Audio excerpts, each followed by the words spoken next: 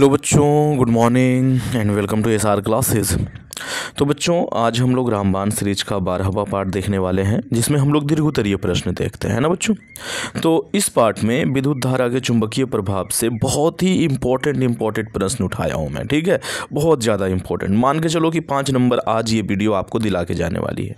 तो सबसे पहला सवाल है बच्चों कि विद्युत चुंबक की रचना सचित्र वर्णन करें। विद्युत चुंबक की रचना का सचित्र वर्णन करना है। ओके, विद्युत चुंबक क्या है ये नहीं पूछा है, तो सबसे पहले मैं वो बता देना चाहता हूँ कि विद्युत चुंबक क्या है। तो विद्युत चुंबक उस चुंबक को कहते हैं जिसमें चुंबकत्व का गुण उतने ही देर के लिए रहता है जितनी देर उसमें से विद्युत धारा प्रवाहित होते रहती है। ये बात आप लोग लिख करके ना पहले मुझे भेजोगे, ठीक है ना, मेरे व्हाट्सएप पे भेजोगे।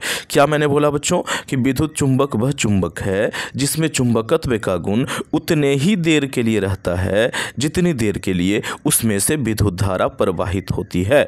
ठीक है बच्चों, अब बात करते हैं यहाँ। तो देखो, विद्युत चुंबक हम लोग परिनालिका को कहते हैं बच्चों।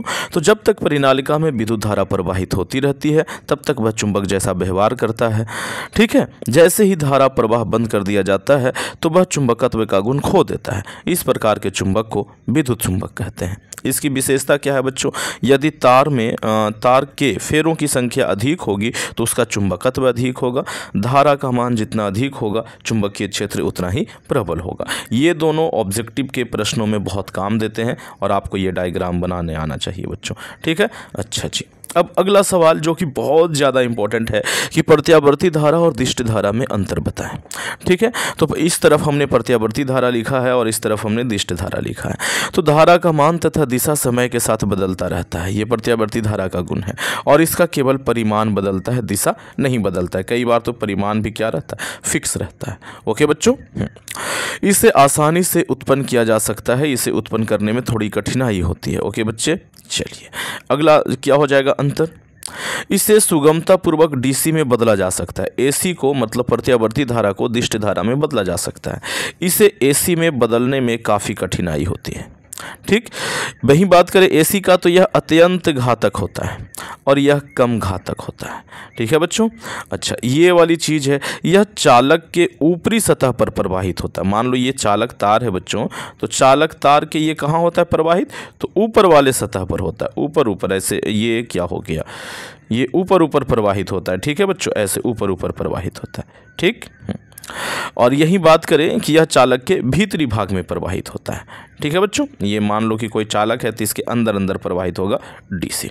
ठीक, चलिए अगला सवाल बहुत इंपॉर्टेंट, विद्युत मोटर का सचित्र वर्णन करें।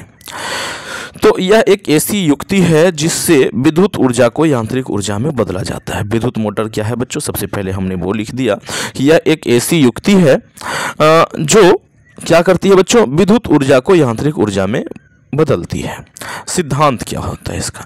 तो यह विद्युत धारा के चुंबकीय प्रभाव पर आधारित है। जब किसी धारावाही कुंडली को चुंबकीय क्षेत्र में रखते हैं तो वह एक प्रकार का बल का अनुभव करता है। अगर इस चीज़ को आपको बढ़िया से ध्यान से समझना है ना, तो आप लोग मेरे वीडियो को जरूर देखें जहां मैंने पढ़ाया है विद्युत धारा का चुंबकीय प्रभाव।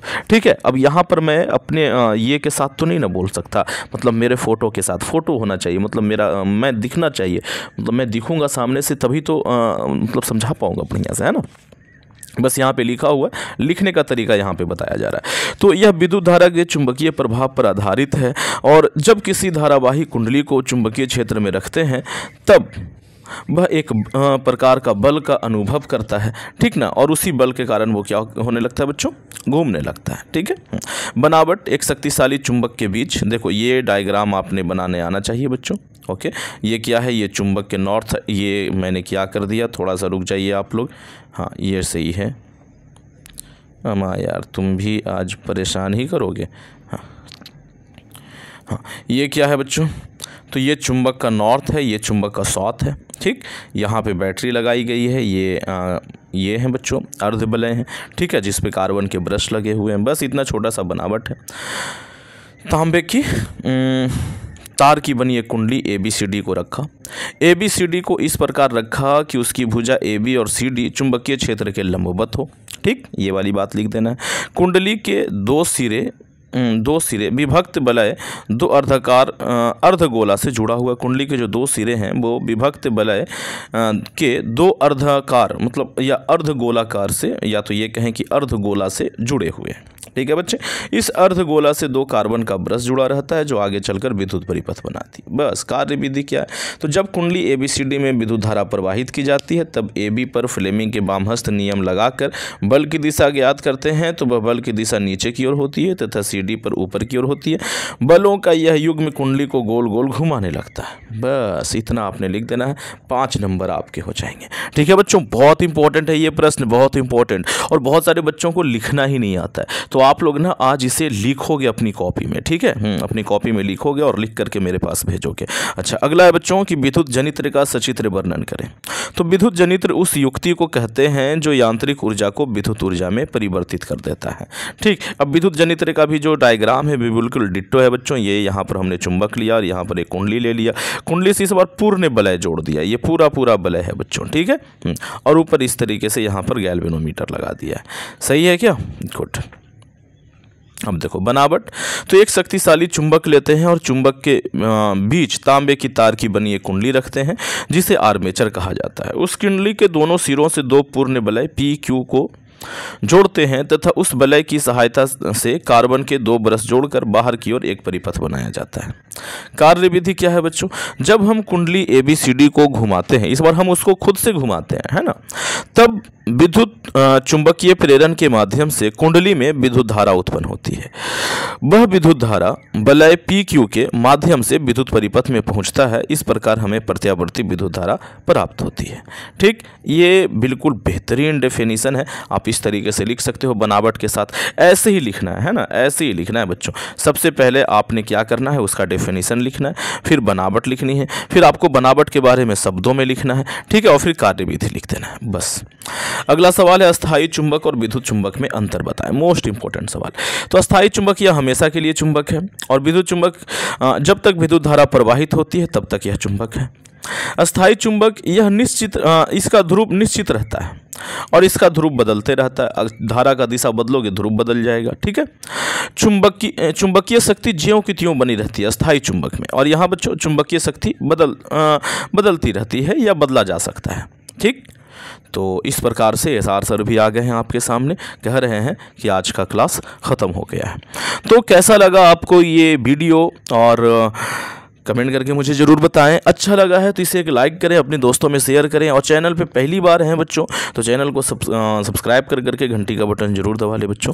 और आपको ये PDF कहाँ मिलेगा, तो इसके लिए आपको जाना पड़ेगा अपने वेबसाइट पे, लेकिन वेबसाइट पे अभी अपडेट नहीं हो रहा है बच्चों, ये थोड़ा सा मुझे टाइम लग रहा है। मैं अपडेट करके बता दूंगा। फिर भी मैं एक बार वेबसाइट बता दूँ आप लोगों को कि वेबसाइट कहाँ पर, वहाँ पर 5 पार्ट का ये अपडेट है, बाकी का मैं आज अपडेट करवाऊँगा। मैं डेली बोल रहा हूँ लेकिन अपडेट हो नहीं पा रहा, आज मैं करवा देता हूं पक्का। ठीक है, हाँ जी बच्चों, तो आपको PDF के लिए क्या करना होगा, इस तरीके से आप अपने क्रोम ब्राउज़र पे आओगे, यहाँ लिखोगे ASR क्लासेस GB, ये GB लिखना बहुत ज़रूरी है।